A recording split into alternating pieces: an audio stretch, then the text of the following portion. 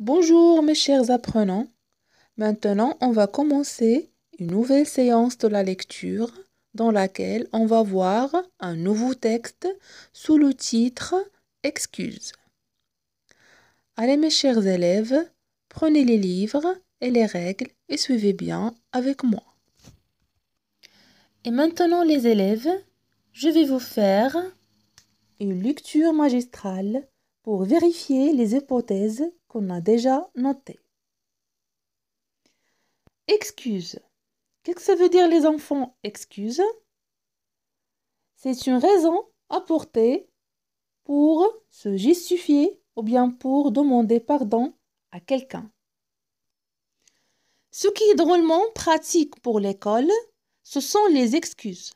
Les excuses, ce sont les lettres ou les cartes de visite que vous donne votre père et où il écrit à la maîtresse pour lui demander de ne pas vous punir, d'être arrivé en retard ou de ne pas avoir fait vos devoirs. Ce qui est embêtant, c'est que l'excuse doit être signée par votre père et aussi avoir la date pour qu'elle ne puisse pas servir pour n'importe quel jour.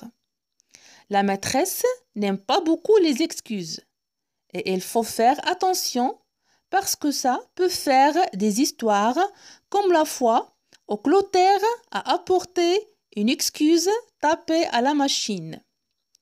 Et la maîtresse a reconnu les fautes d'orthographe de Clotaire.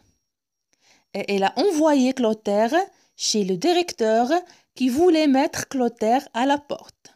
Malheureusement, elle n'a été que suspendue et son père, pour le consoler, c'est-à-dire soulager, lui a payé un chouette camion de pompiers avec une sirène qui marche à Clotaire. La maîtresse nous avait donné pour demain un problème d'arithmétique. D'arithmétique, les enfants, c'est un problème de maths. Drôlement difficile, avec une histoire de fermier qui a des tas de poules qui pondent des tas d'œufs. Et moi, je n'aime pas les devoirs d'arithmétique. Parce que quand j'en ai, on se dispute les enfants, c'est-à-dire se quereller ou bien se bagarrer. Toujours avec papa et maman. Qu'est-ce qu'il y a encore, Nicolas? Me demandait maman quand je suis rentrée à la maison après l'école. Tu en fais une tête. J'ai un problème d'arithmétique pour demain. Je lui ai répondu. Maman a poussé un gros soupir. Elle a dit que ça faisait longtemps que je goûte en vitesse, que j'aille vite faire mes devoirs et qu'elle ne voulait plus m'entendre. Mais je ne sais pas le faire, mon problème d'arithmétique, j'ai dit. Ah, Nicolas, m'a dit maman, ça ne va pas recommencer, hein? Hein, les enfants? C'est une interjection familière qui marque la surprise. Alors moi, je me suis mis à pleurer. J'ai dit que c'était pas juste, qu'on nous donnait des problèmes trop difficiles à l'école et que papa devrait aller voir la maîtresse pour se plaindre et que j'en avais assez et que si on continuait à me donner des problèmes d'arithmétique, je ne retournerai plus jamais à l'école. Écoute Nicolas, m'a dit maman, j'ai beaucoup de travail et je n'ai pas le temps de discuter avec toi. Alors, tu vas monter dans ta chambre, essayer de faire ton problème et si tu ne réussis pas, eh bien, quand papa viendra, il t'aidera. Alors, je suis montée dans ma chambre.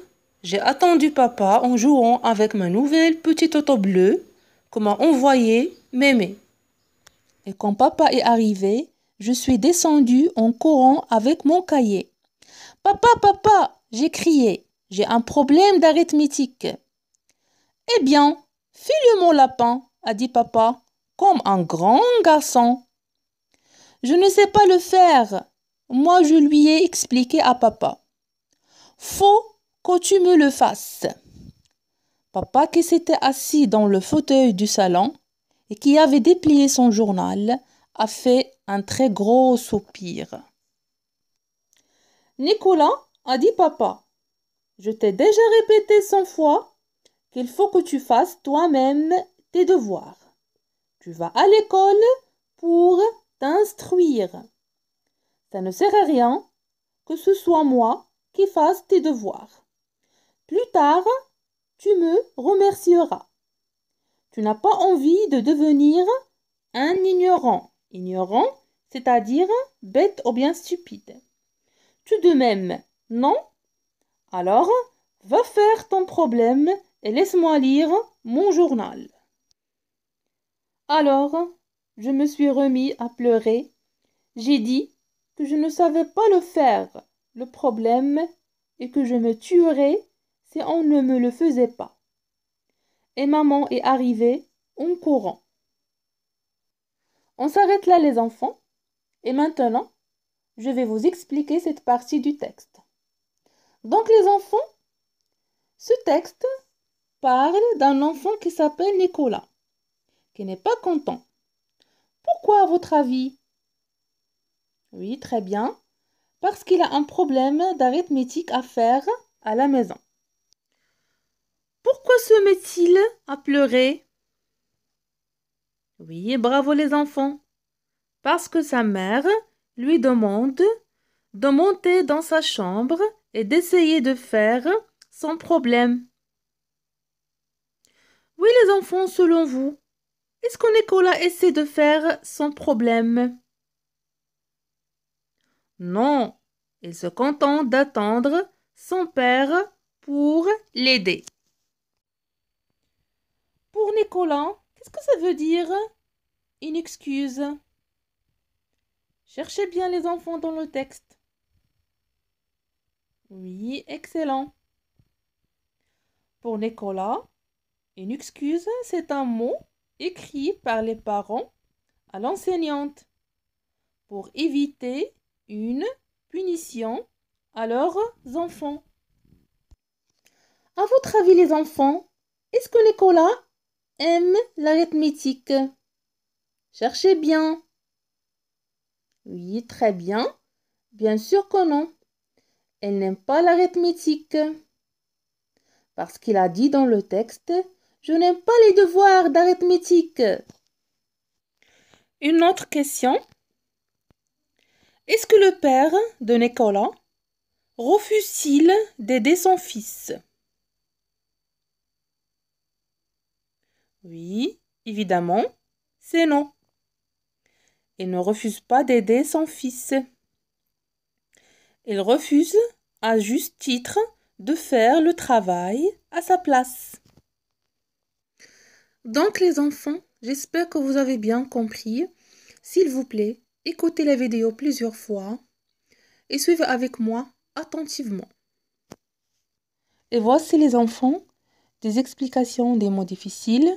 Le premier mot, excuse, c'est une raison apportée pour se justifier ou bien pour demander pardon à quelqu'un. Il a comme synonyme justification, explication. Le verbe, c'est excuser, c'est-à-dire présenter ses excuses, demander pardon. On a le troisième mot, drôlement, c'est-à-dire bizarrement. Quatrième mot, consoler, c'est-à-dire soulager. Et pour les contraires, on a déplié. Contraire, c'est plié. Ignorant, son contraire, c'est instruit. Allez mes chers élèves, prenez les carnets et notez ces explications.